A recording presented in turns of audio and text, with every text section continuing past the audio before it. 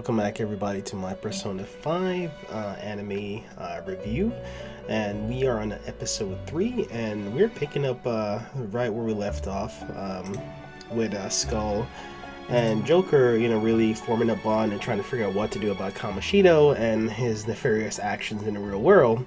Of course, unbeknownst to them, they're not aware of stealing a person's heart or anything like that. They're just trying to figure out what to do about Kamoshida, and they're more so trying to figure out what to do in the real world, not necessarily using the dream world. As a result, but before we get started with that, though, the actual episode opens up with Igor having a conversation with the prison twins, Caroline and Justine, and it's actually kind of interesting because he goes into detail about the palace and how within the metaverse, the palace is another world within the metaverse, born from the hearts of those possessed by their desires. They are twisted desires. As such, a parallel world manifest by their twisted desire. This is for whoever has that sort of mind and wants to produce such desire by evoking or trying to live that out in the real world, if that makes sense. So if he wants, and he thinks of the school as his palace, Kamoshida, which is why when Joker and Skull enter the metaverse, they see a palace, not the school, because that's how he envisions the school in real life. He envisions the school as his palace, and that all the students are his slaves, and he could do with them as he will. He could, try to abuse them physically. He could try to do something sexually or whatever. So that's kind of why it's showing in the metaverse as a palace. In addition, the people in the palace are just silhouettes of the real people, not actual people. So they're, like projections. Have you ever seen Inception, where you have a projection in the person's dreams? Kind of like that. So they're projections. So Skull and Joker, they've gotten pretty close over between the end of episode 2 and episode 3. Pretty much taking the train every day with Joker and Skull having conversation, and Joker is telling Skull to hey, keep your voice down, man. We can't talk about it so loud. But while that's happening, they showed a glimpse of a future character that will have an important role later on. And I won't really spoil that, but you'll notice him right when they were taking a train together in the beginning. Shortly after that, it goes forward a little bit, and I'll say this: there's really good voice acting by the Anne character, because you can really sense her frustration in terms of what's happening, and she's having a conversation with Shiho. And Shiho and Anne are talking about all the rumors going around with her and Kamoshida, and about Kamoshida abusing students, and Kamoshida possibly, hooking up with Anne, and Anne said they were stupid rumors. But shortly after that, Skull and Joker, they're trying to do their investigation of Kamoshida to figure out what they can do to stop him, because they know that he's doing, really bad stuff. And their investigation leads to Shiho and Anne, and Skull, being a brazen personality he directly asks Shiho about the rumors, but Anne comes to Shiho's defense, saying that, hey, you have no right to believe those stupid rumors, they're not true, leave us alone, da da da. So Anne is very defensive and protective of Shiho, because they're close friends and know each other for so long, and I believe they're best friends, if I'm not mistaken. As a result, they didn't really get much information from, Joker and Skull didn't get much information from asking Shiho or Anne anything. And then they stomp off. Shortly after that, Morgana actually reveals herself again in the real world, and they're like shocked. You're a talking cat. It's like, well, I'm a cat in this world because that's what happened when I came from the metaverse to this world. I'm not sure how to fix it yet. And that's when Morgana revealed that if you could change Kamoshida in real life if you steal his treasure in the metaverse, because the treasure represents his desires, and by stealing his desires, his treasure, that would, and his treasure is actually his twisted desire. So by stealing that, you actually will erase his twisted desire to do what he's doing, and he will kind of repent or confess to his crimes in the real world. Or it could possibly kill him, is what Morgana was saying. Now, this, of course, they will need time to think about it. So Joker and Skull are like, well, they didn't quite give Morgana an answer, because, again, this is all new to them, so they're trying to think of what's the best course to navigate. Shortly after that, though, Shiho, was called to Kamoshida's office by Mishima, And Mishima's like, don't be mad at me, I'm just a messenger. But Kamoshida said that he needs to see you in the office. And long story short, Kamoshida tries to get Shiho to do what Anne wouldn't. And of course, earlier in the episode, Kamoshida threatens to, he calls Anne and threatens her that he will kick Shiho off the volleyball team unless Anne does what he wants. And refuses, of course, which then leads to Kamoshida using Mishima as a pawn to tell Shiho to come to his office, where he tries to do something to her, but I don't think he was able to, and as a result, Shiho, she was able to get away, but she was super depressed about what's going on. I felt like there's no way out except death. And so Shiho tries to commit suicide by jumping off the top of the school building. Luckily, she was only on the second floor, I think, or third floor, and she was able to survive. However, she is severely injured and is in a coma.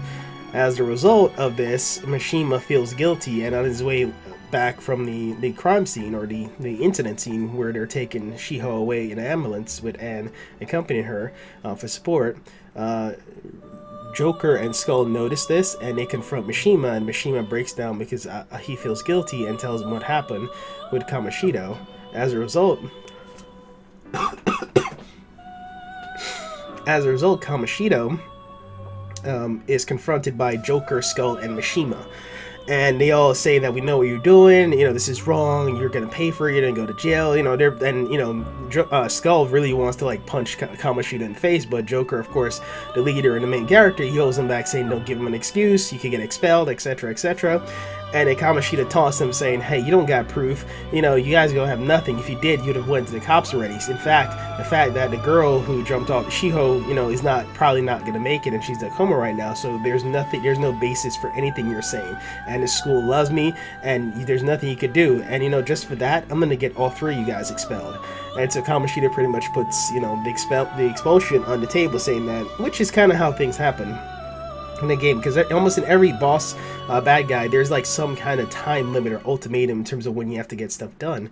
So with Kamoshida saying that he's gonna get them expelled, it's gonna be like within 10 to 15 days or so. I can't remember exactly the number. So they have to figure out a way to stop Kamoshida before he gets them expelled from the school, and then they can't do anything at all. So it's kind of a death race right now. And so as a result, Joker and Skull immediately plan to go to the castle with Morgana, and they did a clever montage showing them navigating through the castle to get to where the treasure is, while Morgana is explaining the process of stealing a treasure as a thief. She didn't quite mention Phantom Thief yet, but she's just saying that they're thieves. And so as a result, Morgana explained that by stealing the treasure, which represents her twisted desire, you in essence erase that twisted need from their heart, and then they will repent, which I mentioned earlier in this clip. So, but they do it in a much more clever montage later on in the movie. Later on in the episode.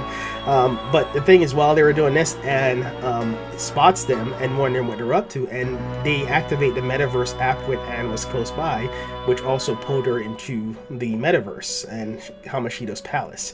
As a result of this, Anne gets captured while they were traversing the palace, and they overhear this, and they go back to rescue her. They confront Kamoshida, who is torturing Anne, and I don't know what it is about this episode, but they show Kamoshida licking his lips a lot. I'm like, this dude cannot be more pervy. Like, seriously, like, every time some hot girl or a female student appears, he's like licking his lips. I'm like, okay, nobody's noticing this? So it's just like really creepy. I'm gonna be so happy when he finally gets his just desserts. So Kamoshida taunts Anne, and he threatens Anne because she's captured right now, and when they come to rescue her, they say, don't make any move or I'm gonna kill her, etc, etc. And then Kamoshida specifically taunts Anne and say that, Shiho's accident is your fault, you're responsible for this. If you only did what I wanted you to, then she wouldn't be hurt. Pretty much, taunting her the same way he taunted Skull. As a result, that triggers a deep emotional need within Anne, and she hears her persona. Her rebellious spirit, manifest, and as a result, she gets her, persona appear. And so with that, Anne immediately jumps over Kamoshida and steals a sword from one of the guards, the Shadow. And you call them either guards or Shadow, that's fine. And she slices her premonition of herself that Kamoshida created in half. which is really cool because they actually I see that they're slowly improving the animation and fighting, because that was really nice. And in addition, the fight sequence was actually kind of nice. It kind of reminds me of a combination, a little bit of Naruto in terms of the physical aspect of the fighting, not a lot, just like a little bit, and then combined with a little bit of like Pokemon or slash Digimon in terms of the monsters, you know, firing their attacks, etc. I'm curious to see, and oh, it was really nice. There's one part where Morgana was gonna get hit by like a really big attack, and then Arsene pops in the way and actually protects them and fires off his attack. So it's actually kind of nice that they have this integrated fight scene versus, you know, how it's done in the game where it's one attack, one attack, one attack. So I'm glad that they have that. So that's a very good improvement. And I mentioned that in my previous review, but seeing this episode 3, it looks like it's being flushed out more, so I'm curious to see how much more it progresses, especially when you get to like the really big bad guys and later on in this season. I mean, Kamoshida, yeah, he's the first major bad guy, but there are way bigger bad guys coming in the season, and I'm just kind of anxiously and curiously and also excitedly waiting to see how they do that, because, you know, like in Dragon Ball Super, the first arc was great, but then Goku Black arc was epic, and then, you know, Tournament of Power was even more epic, you know. So as the arc progresses within an anime, it should progressively get better in animation, and the story, of course, should always be good, but the story for this is well known, so I don't, you know, we already know what to expect, so that's already done for them. The only thing left is to create a masterpiece in terms of emotional voice acting and action scenes. And of course, the action scenes have to be within the realm of the reality for this type of anime slash game. They can't pull in some, you know, Goku Spirit Bomb type crap when that doesn't fit this game. You know, it's not this anime. It's a completely different anime. So you have to be true to the source material in that aspect.